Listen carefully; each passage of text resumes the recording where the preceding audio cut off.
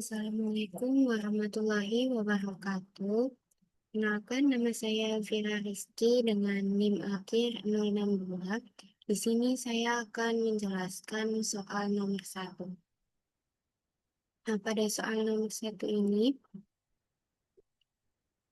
diberikan soal seorang data scientist ingin menentukan model regresi yang valid secara statistik antara jumlah penduduk dan PDRB atau produk domestik regional bruto di suatu wilayah.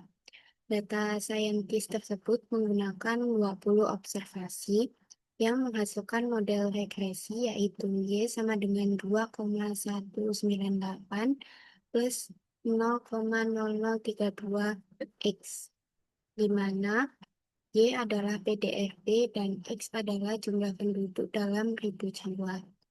Nah, sebelum menggunakan model tersebut, ia melakukan serangkaian uji asumsi. Nah, tabel di bawah ini adalah hasil prediksi dan residual model regresi yang tertentu. Jika diketahui rata-rata residual adalah 0 dan standar deviasinya 0,091. Nah, di sini hipotesisnya itu H0 itu residual berdistribusi normal dan H1 residual tidak berdistribusi normal. Nah, di sini ada tabel frekuensi dengan batas interval sebelum uji GUR. Pada tabel ini terlihat dari kelas 1 sampai 6 dan interval residualnya yaitu min 0,24 sampai min 0,18. Lalu pada kelas 2 min 0,18 sampai min 0,12. Situ OI-nya ada yang kelas 1 OI-nya ada 1, kelas 2 OI-nya ada 1, dan kelas 3 min 0,12 sampai min 0,07 OI-nya ada 3, kelas 4 interval residualnya min 0,07 sampai min 0,01 UI-nya ada 1, kelas 5 min 0,01 sampai 0,05 itu OI-nya ada 8, kelas 6 0,05 sampai 0,11 OI-nya ada 6. Nah, pertama-tama kita akan menghitung Z per kelas dengan rumus X min rata-rata residual per standar deviasi. Nah, di sini dimulai dari min 0,24, hasilnya adalah min 2,64, dan di min 0,18 hasilnya min 1,98, di min 0,12 hasilnya min 1,32, min 0,07 hasilnya min 0,77, di min 0,01 hasilnya min 0,11, di 0,05 hasilnya 0,55, dan 0,11 hasilnya 1,21. Setelah menghitung setiap kelas,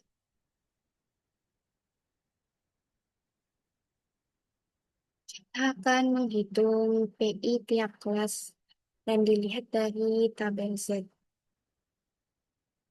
Interval min 2,64 sampai min 1,98 ini terdapat dari Z. Perhitungan Z yang sebelumnya. Itu kita akan menghitung dari tabel Z. Jadi Z atas yang min 1,98 ini dikurang sama Z bawah yang min 2,64. Nah, ini hasilnya dilihat dari tabel Z, lalu dikurang dan hasilnya 0,0198. dan seterusnya. Lalu setelah menghitung PI, kita akan menghitung EI dengan rumus N jumlah observasi tadi dikali dengan PI yang sudah dihitung sebelumnya. Jadi 20 dikali 0,0198 ini didapat dari kelas 1 yang ini hasilnya 0,396 dan seterusnya dihitung dengan rumus yang sama. Dan kelas 2 itu hasilnya 1,39, kelas 3 2,544, kelas 4 4,712, kelas 5 hasilnya 5,052, dan kelas 6 hasilnya 3,562. Selanjutnya,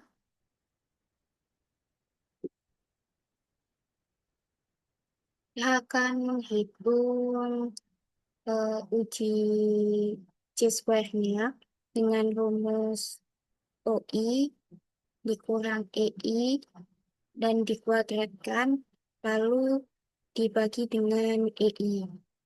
Nah, kelas 1 ini dihasilkan 0,9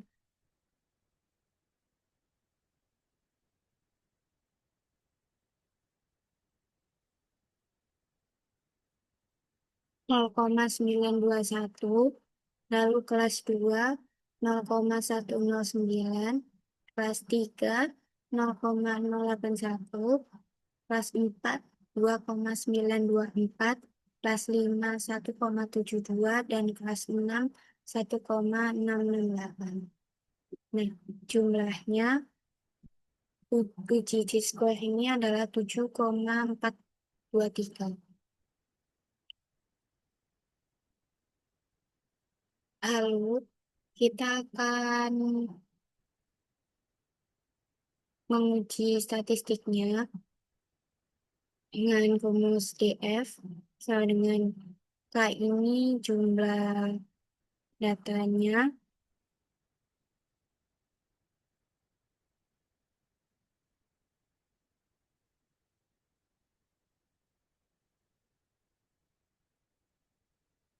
ini jumlah kelasnya, dan P ini jumlah parameter yang diestimasi. Lalu dikurang 1. Jadi jumlah kelasnya 6, dikurang 2, dikurang 1, dan hasilnya mendapatkan 3. Dan selanjutnya kita membandingkan X, X hitung sama X tabel. Nah, di sini kita mempunyai alfa 0,05 dan DF-nya tadi 3. Nah, hasilnya ini dilihat dari tabel T-square, yaitu 7,815. Nah, kita bandingkan, ternyata X hitung kurang dari X tabel. Dan dapat disimpulkan hasilnya adalah gagal tolak Arnold.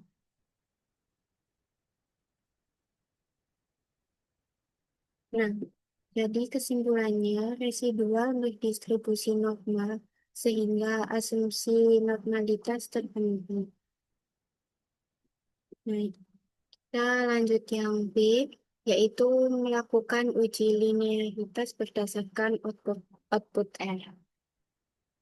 Dan di sini kita menyatakan hipotesisnya H0 adalah hubungan X dan Y bersifat linier dengan ketentuan p-value kurang dari 0,05, dan H1 adalah hubungan X dan Y tidak linier dengan ketentuannya p-value lebih dari 0,05. Jadi, keputusannya adalah p-value di output R itu kurang dari 0,05 dan dinyatakan terima H0 karena kurang dari 0,05. Jadi kesimpulannya Hubungan X dan Y bersifat linier dan signifikan dengan jumlah penduduk dan PDRB, dan demikian model regresi memenuhi asumsi linearitas dan layak digunakan. Kita lanjut yang C. Pengujian asumsi yang saya ketahui selain uji sebelumnya ini ada dua, yaitu yang pertama independensi error. Ada pengaruhnya, satu residual tidak bergantung pada residual lain, dan yang kedua adalah homoskedastisitas, yaitu pengaruhnya dalam sebaran residual harus relatif sama atau tidak melebar. Sekian dari penjelasan saya. Kurang lebihnya mohon maaf. Wassalamualaikum warahmatullahi wabarakatuh.